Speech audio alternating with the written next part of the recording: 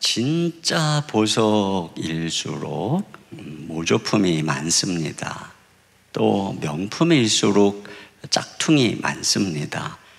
기독교의 이단이 많은 것은 그것이 진짜이기 때문에 그런 것입니다. 여러분도 아시는 것처럼 위조 지폐를 감별하는 감별사들이 받는 가장 중요한 훈련은 진짜 화폐가 어떤 것인가를 연구하는 것입니다. 진짜 지폐가 어떤 특징을 가지고 있는지 세세히 연구하고 알게 되면 위조 지폐를 보았을 때 금방 분별해낼 수가 있다는 것이죠. 이처럼 우리가 이단이나 사이비 가르침에 넘어가지 않는 방법도 진짜에 대해서 이해하는 것이죠. 우리가 믿는 복음이 무엇이고 우리 주 예수님이 누구시며 그분 안에서 우리에게 주어진 구원이 얼마나 놀라운 것인가를 아는 거예요. 어린아이가 손에 5만 원짜리 지폐를 가지고 있는데 그 가치를 모르면 형이 1,000원짜리 2장하고 바꾸자고 그랬을 때 냉큼 바꾼단 말이죠.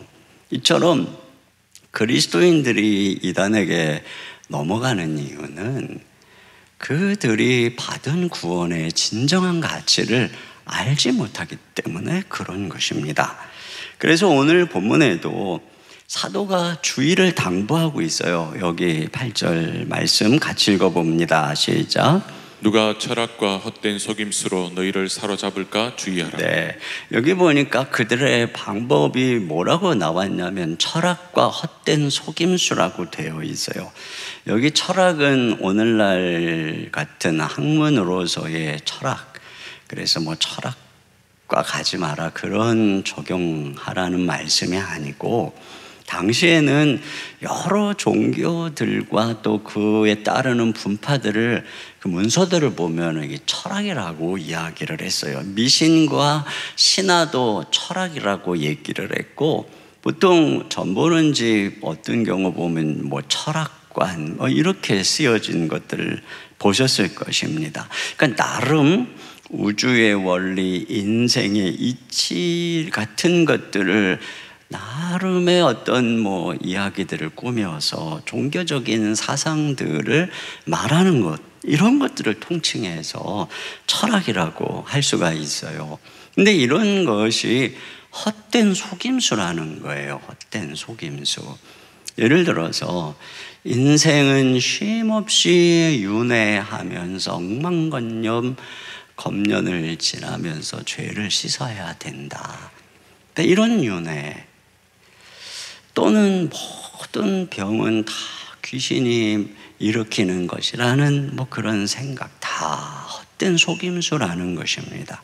힌두교에서는 현재의 삶에서 일어나는 고통스러운 현실은 다 실체의 그림자고 허상이니까 명상하고 금욕하면서 초월해라.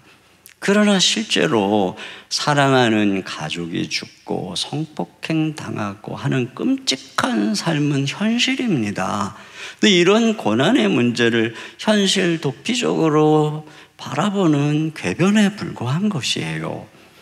또 모든 인생은 신이 시계 태엽처럼 정밀하게 돌아가도록 만들어진 숙명론적인 것이다 라든가, 그래서 사주팔자, 관상, 손금, 궁합 이런 것으로 인생의 앞길을 알아맞힐 수 있다는 것, 다 헛된 속임수라는 것입니다.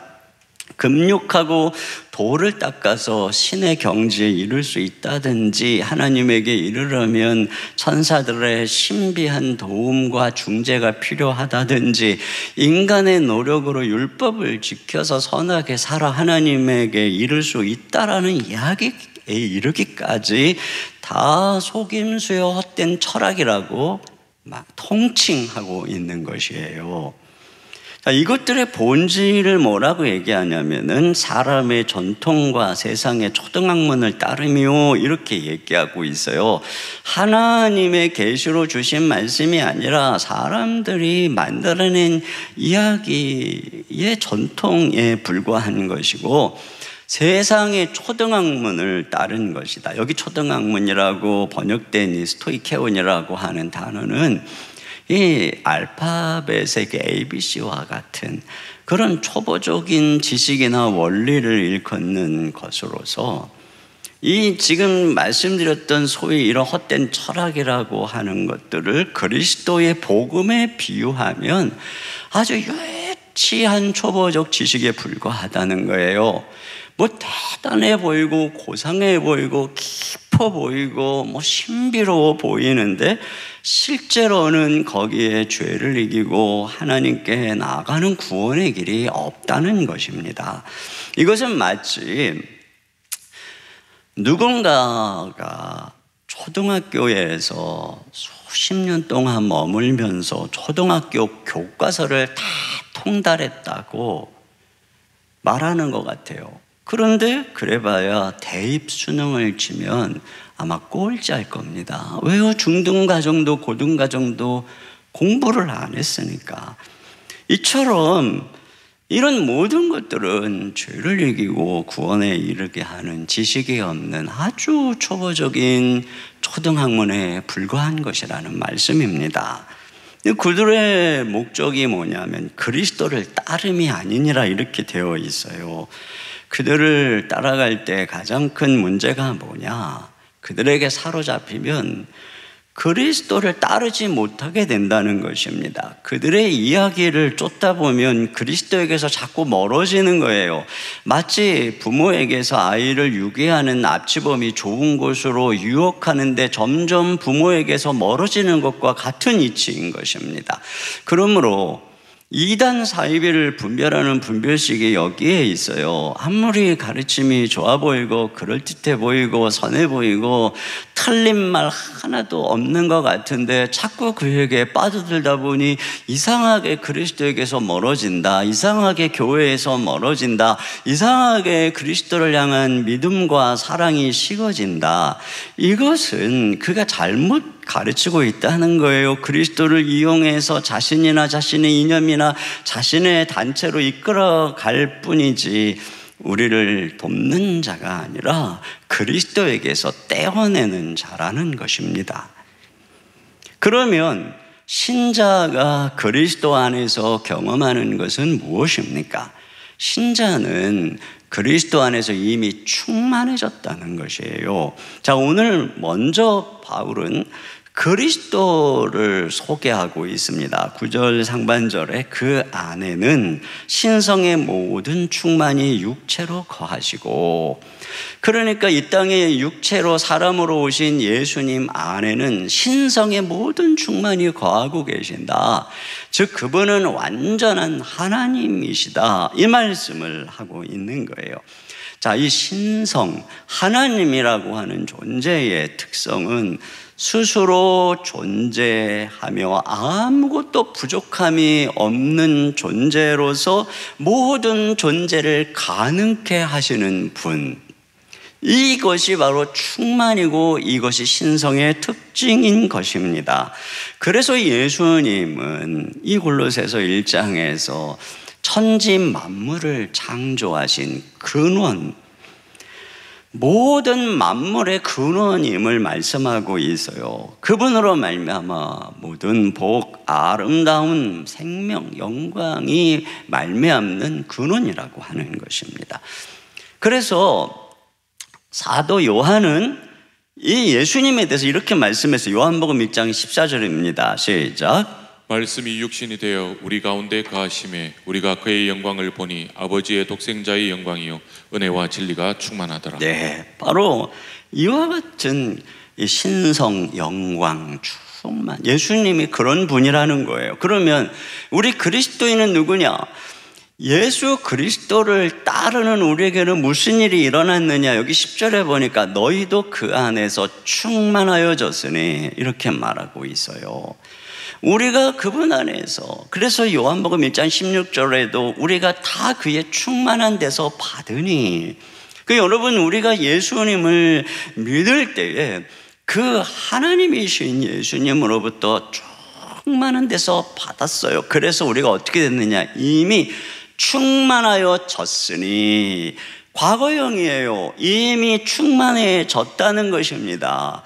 그러니까 충만하다는 것, 부족함이 없는 상태라는 것이에요. 그리스도인은 이미 예수님 안에서 다른 무엇을 덧붙일 것이 필요 없는 충만한 상태에 이르렀다는 것입니다. 거짓 교사들은 자꾸 당신 예수 믿는 것으로만은 안 돼, 그러면서 종교적 관습을 더하라든지 날과 절기를 지켜야 한다든지 신비한 영적 체험을 더해야 한다든지 우리를 따라서 금욕과 고행을 해야 더 깊은 단계로 나갈 수 있다든지 자꾸 이런 식으로 뭔가 대단한 모양으로 나타나서 이 잘 믿고 있는 그리스도인들이 무슨 부족하고 가난한 불안정한 상태에 있는 것처럼 이야기하고 자기들은 무슨 높은 수준에 있는 것처럼 얘기를 하고 있는 거예요.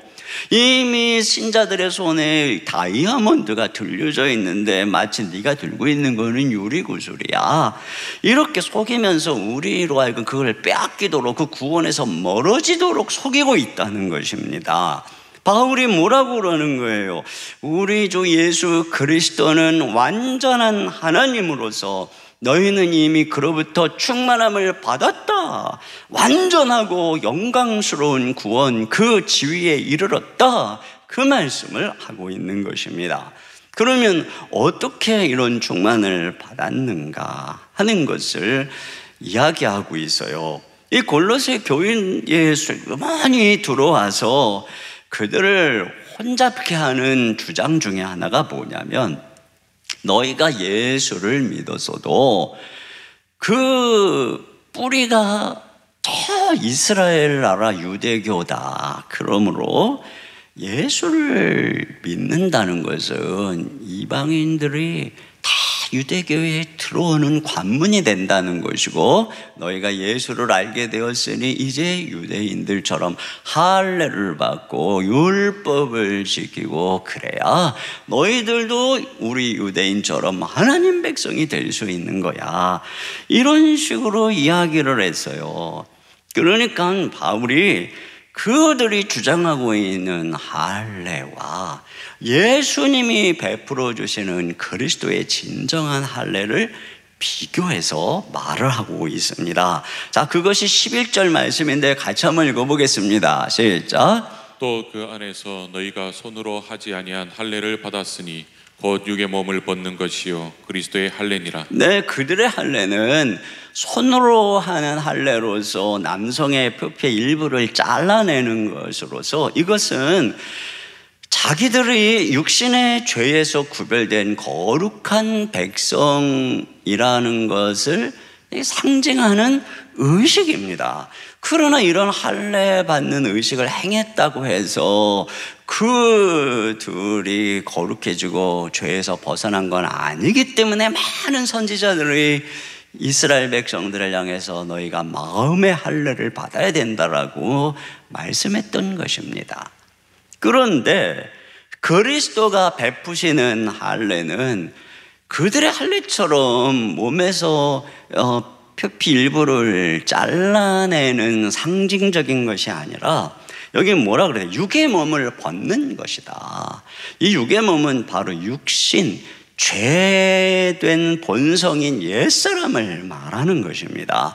그러니까 바로 우리의 옛사람을 완전히 벗어버리는 그 옛사람을 십자가에 못 박는, 그래서 우리를 새 사람으로 만들어주는 그것이 바로 그리스도의 할례다라고 하는 거예요.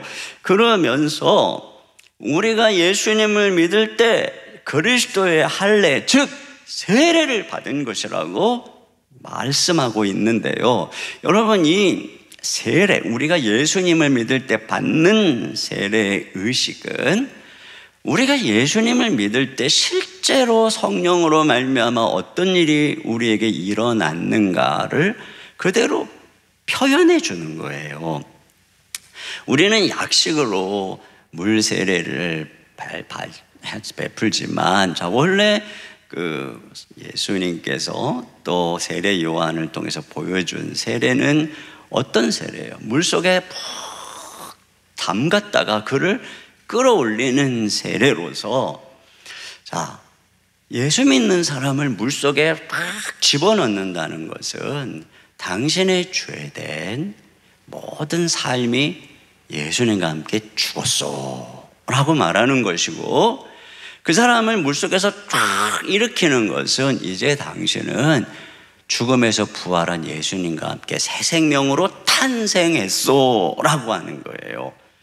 그러니까 세례를 이런 식으로 받는다는 것은 우리가 예수님을 믿을 때 실제로 예수님의 죽음과 연합해서 우리의 옛사람이 죽었고, 예수님의 부활과 연합해서 우리가 새 사람이 되었다.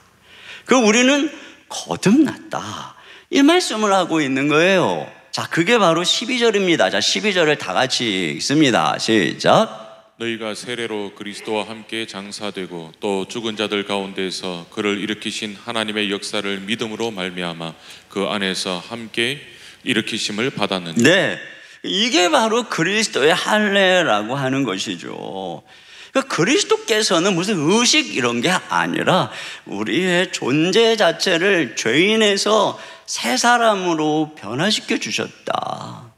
그런데 바울은 여기서 멈추는 게 아니라 진짜 중요한 이제 본론으로 들어가는 것입니다. 여기서부터가 중요한 본론인데, 그러면 그렇게 그리스도의 할례, 이 세례를 통해서 얻은 신자의 생명, 이것의 위치는 뭐냐? 이것이 특별한 위치는 도대체 어떤 것이냐 하는 것입니다. 그것이 바로 나오는데요.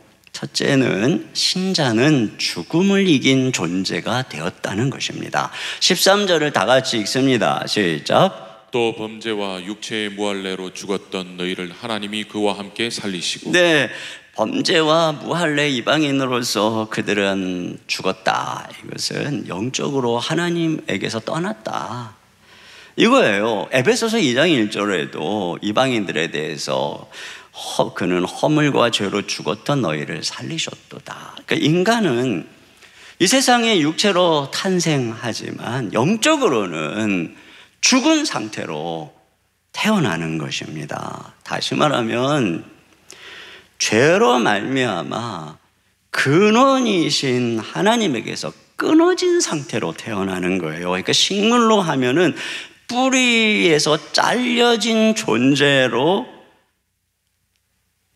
존재하고 있는 것과 같은 것이죠. 그러니까 성경의 모든 육체는 풀과 같고 모든 영광이 풀의 꽃과 같은데, 풀은 마르고 꽃은 시들어버린다 이렇게 말씀하고 있는 것처럼, 그래서 뿌리에서 잘렸으니까 다 죽게 되는 것입니다. 그래서 풀이 말라 비틀어지면 어떻게 해요? 그거 다 긁어다가 불에 던져버리듯이 인간이 죽은 다음에는 죄인된 반역된 삶을 산 그 인간에 대한 하나님의 심판으로 심판을 받아 영원한 불못에 던져지게 되는데, 이것이 바로 영원한 사망이라고 성경이 말하고 있는 것입니다.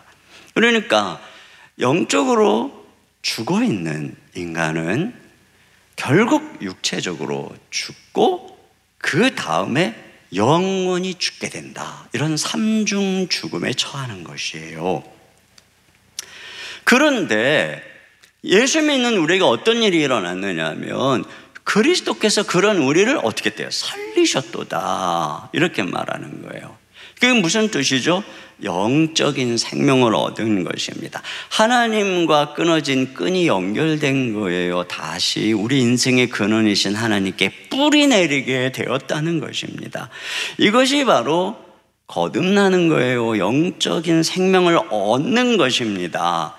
자, 그런 우리도 이 육체가 죽습니다. 그런데 육체가 죽은 다음에 죄로 말미암아 영원한 지옥에 집어넣는 하나님의 심판, 그것은 우리가 이미 예수님 안에서 새 사람이 되었기 때문에 우리는 심판을 받지 않습니다.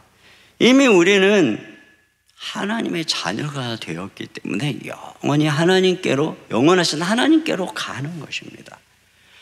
그리고 재림의 때에 우리의 육체가 부활하게 될 기다렸다가 우리의 몸이 부활하게 되는 것입니다.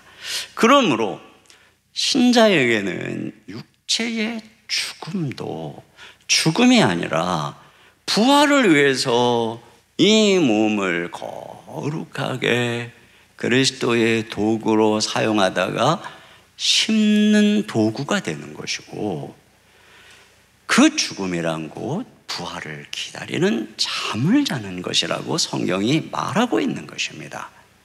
그래서 그런 말이죠. 한 번 태어나면, 즉 육체적으로 탄생하는 거죠. 영적으로는 죽은 상태. 그런 사람은 두 번 죽는다. 육체적으로 죽고 영원히 죽는 거예요. 그런데 두 번 태어나면, 육체적으로 태어났는데 영적으로 태어나면 한 번 죽는다. 육체적으로 죽어요. 그러나 그 육체적인 죽음조차도 영원한 천국에 이르는, 본향에 이르는 이주 과정이요, 부활을 기다리는 심고 소망하는 과정이기 때문에 신자는 근본적으로 죽음에 대한 두려움을 이긴다는 것입니다. 이것이 바로 오늘 우리에게 일어난 특별한 위치라고 하는 거예요. 어느 목사님이 북한에 가서 늘 지원 사역을 하는데 많은 도움을 주니까 고위급 한 간부가, 목사님 늘 이렇게 도와주시는데 우리가 뭘 해드릴까요? 그랬더니 우리가 무슨 대가를 바라고 하는 것은 아니지만 굳이 부탁을 하라면 한 가지가 있는데 기독교인들을 죽이지 않았으면 좋겠습니다. 그랬더니 그분이 진지하게 은밀히 말하기를, 사실은 지난해에도 400명 이상의 기독교인들이 죽임을 당했다는 것입니다. 근데 그러면서 하는 말이, 그 부탁은 들어주기가 어렵다는 거예요. 이유를 모르니까 기독교인들이 가장 골수반동이라는 거예요.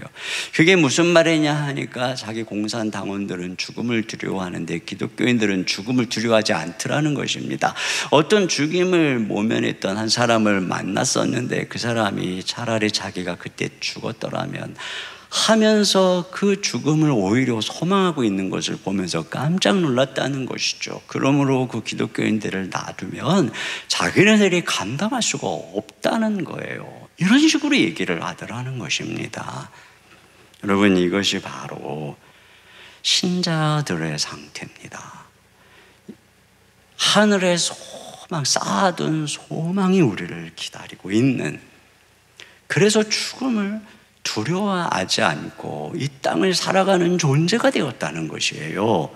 두 번째로 신자는 모든 죄를 용서받았다는 것입니다. 13절 하반절에 보니까 우리의 모든 죄를 사하시고, 여러분, 우리가 예수님을 믿는 순간에 죄가 용서받았어요. 이유가 뭐죠? 우리 주 예수님께서 우리 죄를 위해서 십자가에 대신 못 박히셨기 때문에, 그래서 모든 죄값을 다 치루어 주셨기 때문입니다. 그래서 우리는 우리의 죄를 위해서 죽으시고 부활하신 예수님을 통해 생명을 얻었어요. 그러니까 우리의 생명은 어떤 생명이에요? 예수님이 다 우리 대신 죄값을 치르고 얻은 생명이니까 죄가 다 씻겨진, 용서받은 생명이에요. 그러므로 우리가 새 생명을 얻었다라고 하는 의미는 뭐예요? 우리가 거듭났다라고 하는 의미는 나는 용서받았다, 내 죄는 예수님의 십자가에서 다 씻김받은 존재다, 그런 의미가 되는 것이에요. 그래서 저와 여러분이 새 생명을 얻고 거듭났다, 구원받았다, 이 뜻은 우리가 예수님으로 말미암아 죄의 씻김을 받고 천국에 갈 수 있는 예복을 얻었다는 의미가 되는 것입니다. 여러분, 하나님의 나라는 거룩한 하나님이 통치하는 나라이기 때문에 아주 작은 죄라도 용납이 안 돼요. 우리가 비행기를 타려면 작은 칼도 안 되고 손톱깎이도 안 되고 귀여운 칼도 안 되는 것처럼 우리가 천국에 들어가려면 작은 죄도 안 되고 귀여운 죄도 안 되고 애교처럼 봐줄 만한 죄도 안 되는 거예요. 그런 모든 것들은 다 결격 사유가 되는 것입니다. 그런 우리를 위해서 예수님께서 십자가에서 모든 죄값을 다 치르시고 우리를 점도 없고 흠도 없고 티도 없는 그런 거룩한 생명이 되게 하셨어요. 그런 옷을 입혀주신 것입니다. 정결한 예복을 입혀주신 것입니다. 그래서 이 생명을 가지고 있는 신자는 다 죽으면 훗날 우리 주님의 하나님의 나라가 궁극적으로 이르는 그때에 그 천국에 입성하게 되는 거예요. 그것이 지금 현재 우리가 가지고 있는 이 생명이 보증인 것입니다. 여러분, 이게 우리의 자리예요.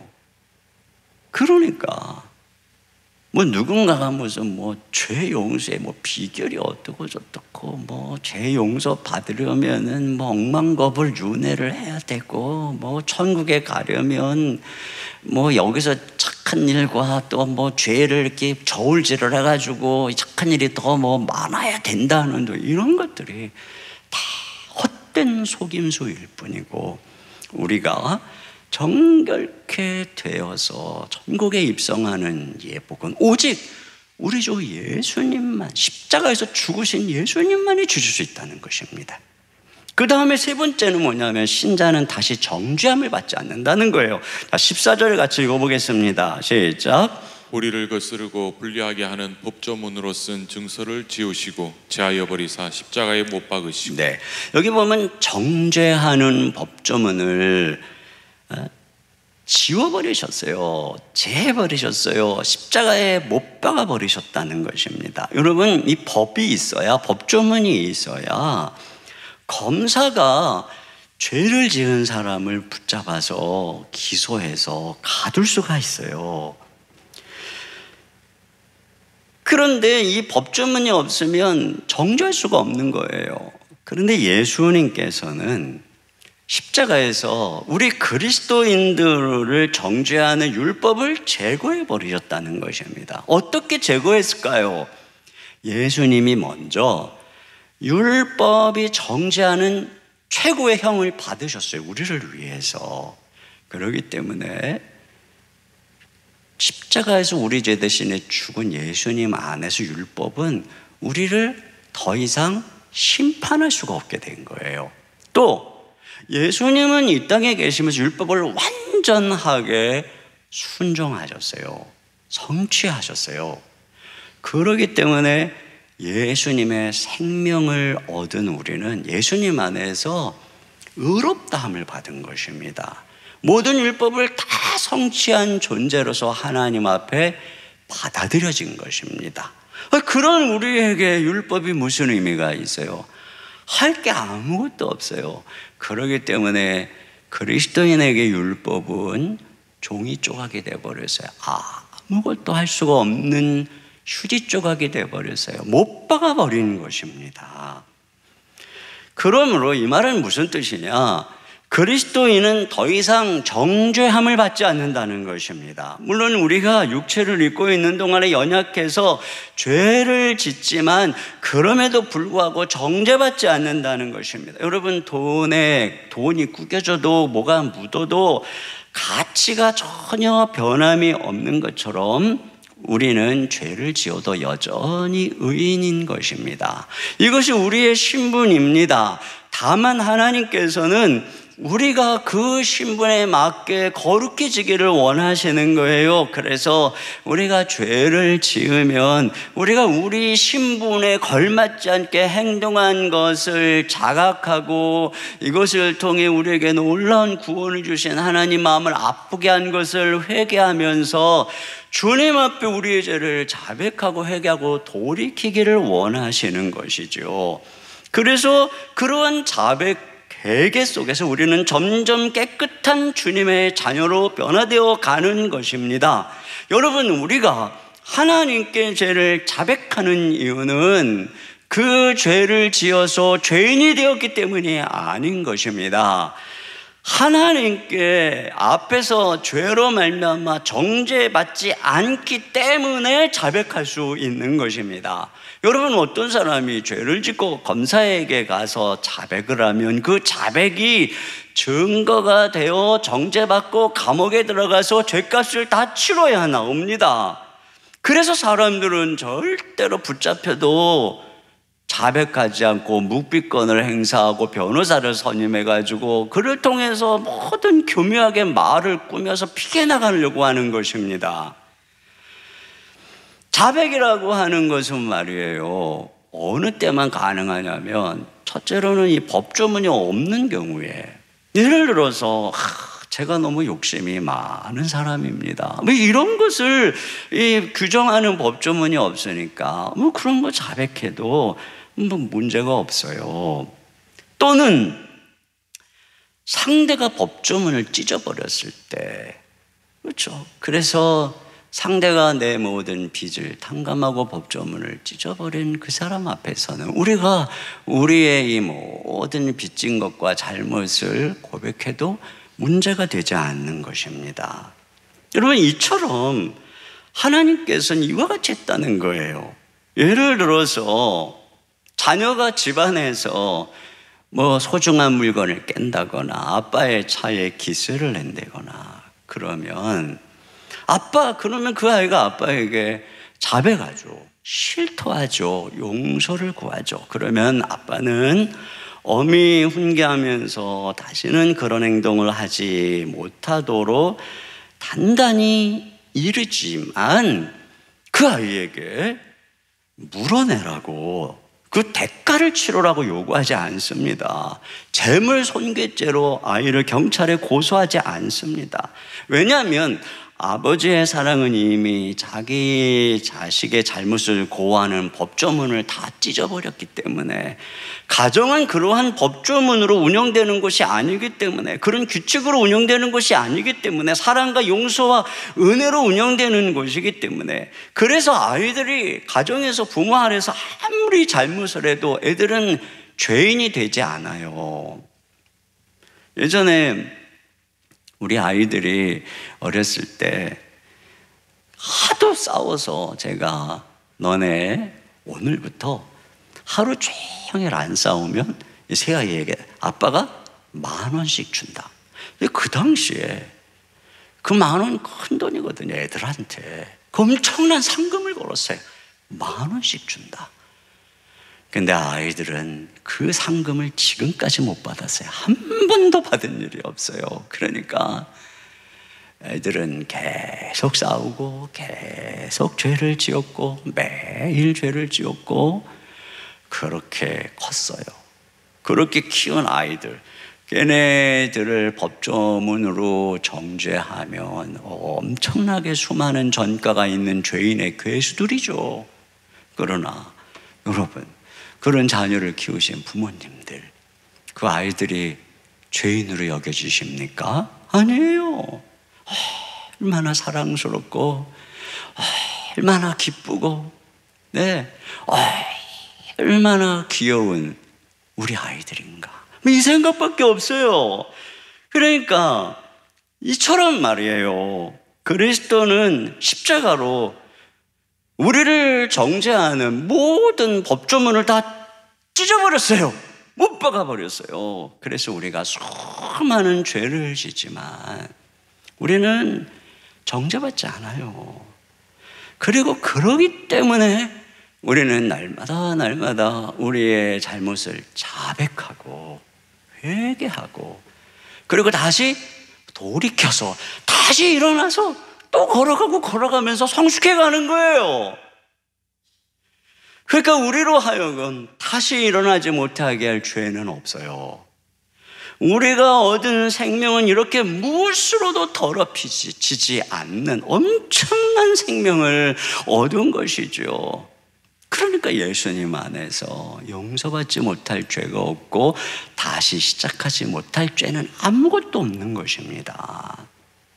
이것이 바로 그리스도 안에서 얻은 우리의 위치예요. 근데 이런 생명과 이런 위치에 있는 우리에게 도대체 누가 와가지고 뭘 더해서 우리로 하여금 하나님께 뭐 더 가까이 가겠다는 둥, 사랑을 더 많이 받게 하는 비결을 안 되는 둥, 이게 다 거짓말입니다. 특별히 신자가 고난 속에 있거나 아프거나 할 때 꼭 마귀가 와가지고 하나님이 사랑하지 않아서 벌 받는 것처럼 속삭이거든요. 요즘 같은 고난의 때 여러분, 그런 것들이 마귀가 여러분을 속여서 노예로 전락시키려고 하는 수작인 것을 알아야 됩니다. 하나님이 여러분을 얼마나 사랑하고 계시는가 하는 것을 꼭 기억해야 됩니다. 그리고 마지막으로 우리를 마귀의 권세에서 해방하셨다는 거예요. 자, 15절 읽습니다. 시작. 통치자들과 권세들을 무력화하여 드러내어 구경거리로 삼으시고 십자가로 그들을 이기셨느니라. 여기 통치자와 권세들은 바로 이 그 영적인 하늘의 권세를 잡은 마귀와 그 영적 세력들, 귀신들을 상징하는 것입니다. 근데 그들을 그리스도께서 무력화시켰다는 것은 무장해제시켰다는 것입니다. 그리고 드러내어 구경거리로 삼으셨다라고 하는 것은 마치 개선장군이 전쟁에서 승리해갖고 포로들을 끌고 다 개선문을 통과해서 행진할 때 많은 그 백성들이 그들을 구경하고 있는 것처럼, 그와 같이 우리 주님께서는 여기 십자가로 그들을 이기셨느니라라고 말씀하고 있죠. 십자가로 이기심으로 말미암아 어떤 일이 일어났다는 거예요. 모든 마귀를 구경거리가 되게 했다. 이미 주님께서 그들을 다 포로로 결박하셨다는 것입니다. 그러니까 어때요? 그런 승리하신 우리 주 예수 그리스도의 백성이 되고 그분 아래에 있는 우리들은 모든 마귀의 세력에서 벗어난 것입니다. 해방된 것입니다.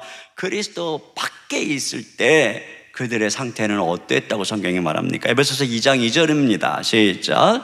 그때에 너희는 그 가운데서 행하여 이 세상 풍조를 따르고 공중의 권세 잡은 자를 따랐으니 곧 지금 불순종의 아들들 가운데서 역사하는 영이라. 네, 그러니까 그때에는 바로 이 악한 영을 따르면서 그의 노예가 되어서 살았다는 것입니다. 죄 아래에 있는 인간은 마귀의 종입니다. 죄로 인해서 심판과 사망을 두려워하는 인간들을 귀신들이 그 두려움과 공포로 사로잡아 노예로 삼는 것입니다. 인생이 무서운 많은 사람들은 그래서 다 귀신을 무서워하고 또 미신을 섬깁니다. 그래서요, 기독교의 복음이 들어가지 않은 나라들일수록 얼마나 이 귀신을 섬기는 미신과 우상이 가득한지 몰라요. 여러분들이 가까운 일본이나 또 저 대만이나 동남아 같은 데 아마 많이들 가보셨죠.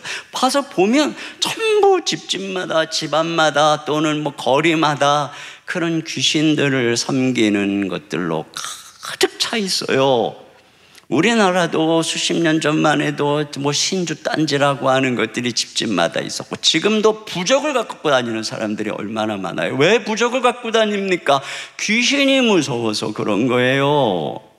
이사도 손 없는 날에 해야 되고, 결혼도 무슨 궁합인지 뭔지를 보면서 한 달, 두 달 미루는 사람도 있다고 합니다. 사주팔자에 얽매여 살고 심지어 교회를 다니는 권사네 집사네 하는 분들조차도 점쟁이를 찾아가는 사람들이 심심치 않게 많다는 거예요. 믿음이 없는 사람들이죠.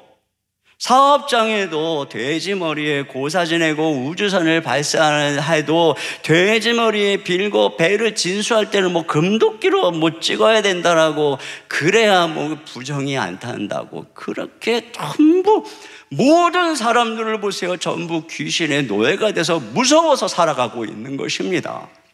그런데 신자가 그리스도 안에서 이런 곳이 어디입니까? 예수님이 그 모든 것들을 다 정복하시고 포로로 잡아서 무장해제 시키셨어요. 그래서 10절에 보니까 너희도 그 안에서 충만하여졌으니 그는 모든 통치자와 권세의 머리시라. 그러니까 우리 주 예수님은 모든 영적인 세력을 사로잡고 지배하고 계신 분이라고 하는 것입니다.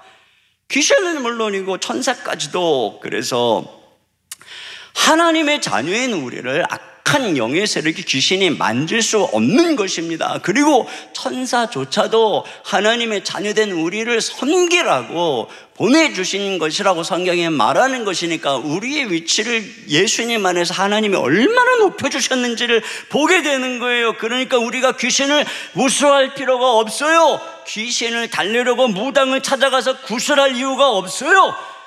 부적 같은 거 돈 많이 주고 살 필요가 없어요. 오히려 성경이 뭐라고 하는가를 보세요. 야고보서 4장 7절 하반절 다 같이요. 시작. 마귀를 대적하라. 그리하면 너희를 피하리라. 마귀를 대적하라. 예수 이름으로 명하노니 모든 귀신아 떠나갈지어다. 대적하면 피한다는 것입니다. 우두머리인 마귀가 피하는데 쫄개들인 귀신이 왜 안 피하겠습니까? 이 믿음 가지고 여러분이 이러한 영광스러운 자리에 있다는 사실을 가지고 믿음으로 승리해야 되는 것입니다. 이것이 바로 우리가 예수 그리스도 안에서 얻은 충만이에요. 그런데 이런 부족함이 없는 신분과 상태에 뭘 누가 더한다는 것입니까? 어떤 영적인 체험과 어떤 천사와 어떤 관습과 어떤 고행이 우리를 높은 수준으로 끌고 간다는 것입니까? 그것은 마치 초등학생이 와서 하버드 대학생에게 내가 공부하는 비법을 알려줄게라고 말하는 우스운거리고, 헐벗고 가난한 거지가 어마어마한 갑부에게 찾아가서 자기가 돈 버는 비책을 알려주겠다고 말하는 웃기는 소리가 되는 것입니다. 이것이 바로 이단들과 이 헛된 철학과 이념과 사상들이 성도들을 꿰는 것이에요. 결론은 무엇이냐? 사로잡히지 말라는 것입니다. 이런 속임수에 속아서 복음을 떠나면 안 돼요. 그리스도 외에 다른 것을 추구하면 안 됩니다. 그것들은 여러분을 속여서 결국은 아프게 하고 불행하게 하고 파멸시키려는 것입니다. 우리의 인생이 힘든 근본적 이유는 그리스도 쫓기를 그쳐서 속아서 그런 것입니다. 오직 예수 그리스도만이 여러분으로 하여금 생명을 얻게 하고 더 풍성히 얻게 하는 것입니다. 예수님만이 우리를 위해 자기 목숨을 내어주신 선한 목자가 되시기 때문에 그 예수님을 쫓아갈 때 우리 예수님이 푸른 초장으로 실만한 물가로 인도해 주시는 것입니다. 우리 영혼을 소생시켜 주시는 것입니다. 의의 길로 인도해 주시는 것입니다. 사망의 음침한 골짜기를 지나갈 때에도 지켜주시는 것이고, 원수의 목전에서 상을 베풀어 주시고 머리에 기름을 부어 주시고 영원한 천국으로 우리를 인도해 주시는 일, 이것은 오직 우리 주 예수 그리스도밖에 없는 것이에요. 그런데 문제는 교인들이 이걸 모르니까 그들의 천박한 속임수에 넘어가서 그들에게 사로잡혀가지고 고생고생하면서 그 비천한 자리에 떨어지는 말도 안 되는 일들이 지금 한국교회에 부지기수로 일어나는 거예요. 그러니까 안 넘어가려면 어떻게 해야 돼요? 말씀밖에 없어요. 골로새서 말씀, 여러분 이거 듣고 배우는 것밖에 없어요. 내일 새벽에도 그들이 구체적으로 어떻게 신자들을 꿰어내는지 중요한 세 가지를 말씀드릴 건데요, 여러분 들어야 돼요. 그런 거 외에는 이기는 방법이 없어요. 우리 이 시간에 같이 찬양을 드리기를 원합니다. 이 시간에 함께 찬양할 때 수많은 무리들이 줄지어 우리 찬양을 하나님 앞에 드리도록 하겠습니다. 자, 우리 같이 찬양하며 주님 앞에 나가겠습니다.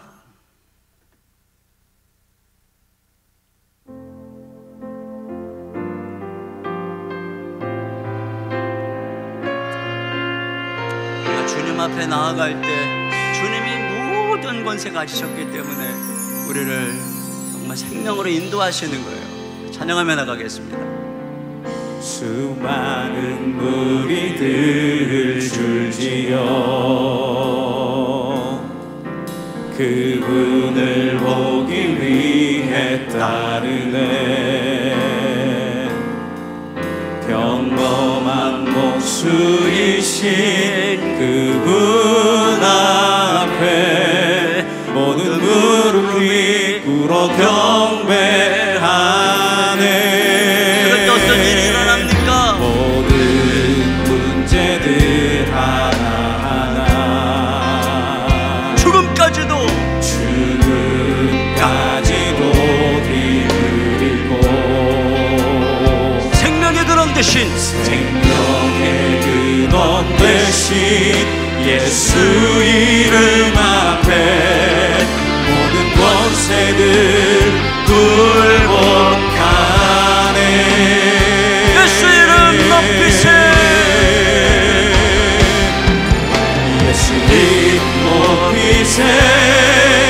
능력의 그 이름 예수 이름 높이세. 구원의 그 이름 예수 이름을 부르는 자 예수 이름을 믿는 자 예수 이름 앞에 나오는 예수 이름 앞에 나오는 자 복이 있도다. 나의 계획이 실패하고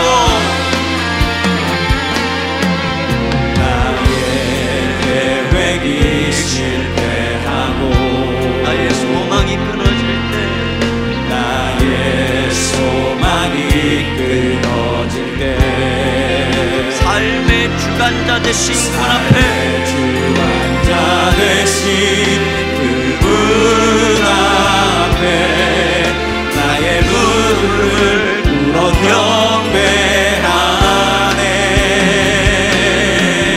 나의 삶을 그분께 맡길 때 비로소 나의 마음은 평안해. 구원의 반석 대신 예수의 이름을 소리 높여 찬송하네.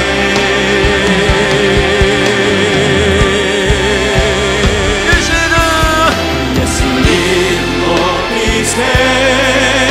능력의 그 이름 예수 이름 높이세.